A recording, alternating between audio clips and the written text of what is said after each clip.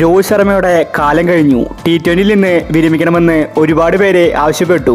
ഇപ്പോഴത്തെ രോഹിത് അവർക്ക് ബാറ്റ് കൊണ്ടാണ് മറുപടി കൊടുത്തിരിക്കുന്നത്. രോഹിത് ശർമ്മ 50 അടിച്ചിരിക്കുകയാണ്. രോഹിത് ഫോമായാൽ ആ കളി മുംബൈ ഇന്ത്യൻസ് ജയിച്ചിരിക്കും.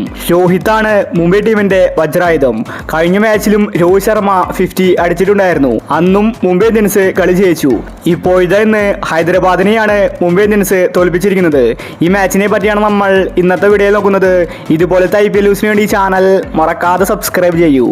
ഹൈദരാബാദും മുംബൈ ഇന്ത്യൻസും തമ്മിലാണെന്ന് മാച്ച് നടന്നത്. ഫസ്റ്റ് ബാറ്റ് ചെയ്തത് ഹൈദരാബാദ് ആയിരുന്നു. അവർക്ക് ഓപ്പണിംഗിൽ തന്നെ ട്രേവിസ് ഹെഡിനെ നഷ്ടപ്പെട്ടു. ഡെക്കിലാണ് ഹെഡ് പുറത്തായത്. പിന്നീട് വന്നവരെല്ലാം തന്നെ പെട്ടെന്ന് കൂടാരം കയറി.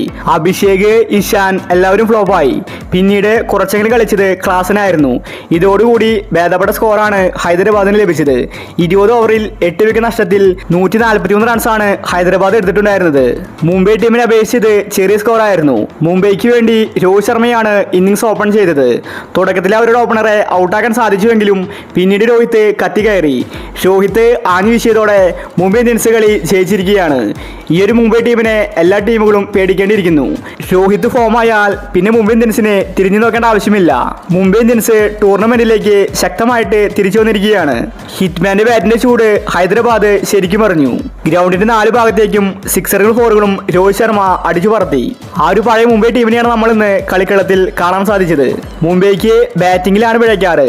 എന്നാൽ അവസാനത്തെ 2 മാച്ചിലും മികച്ച ബാറ്റിംഗ് ആണ് മുംബൈ ഇന്ത്യൻസ് കാഴ്ചവെച്ചത്. അതിന് കാരണം രോഹിത് ശർമ്മ തന്നെയാണ്. ഓപ്പണിംഗിൽ രോഹിത് തരുന്ന കോൺഫിഡൻസ് ആണ് മുംബൈ ടീമിനെ താങ്ങി നിർത്തുന്നത്. ഈ ഒരു മുംബൈ ടീം പ്ലേ ഓഫിൽ എത്തുമെന്നത് ഉറപ്പാണ്. ഹിറ്റ്മാൻ ഫോമായാൽ പിന്നെ മുംബൈ ടീമിനെ പിടിച്ചു കെട്ടാൻ എളുപ്പമല്ല. അപ്പോൾ ഇന്നത്തെ കളിയെ പറ്റി നിങ്ങളുടെ അഭിപ്രായങ്ങൾ താഴെ കമന്റ് ചെയ്യുക. ഇതുപോലത്തെ IPL ന്യൂസിന് വേണ്ടി ചാനൽ മറക്കാതെ സബ്സ്ക്രൈബ് ചെയ്യൂ.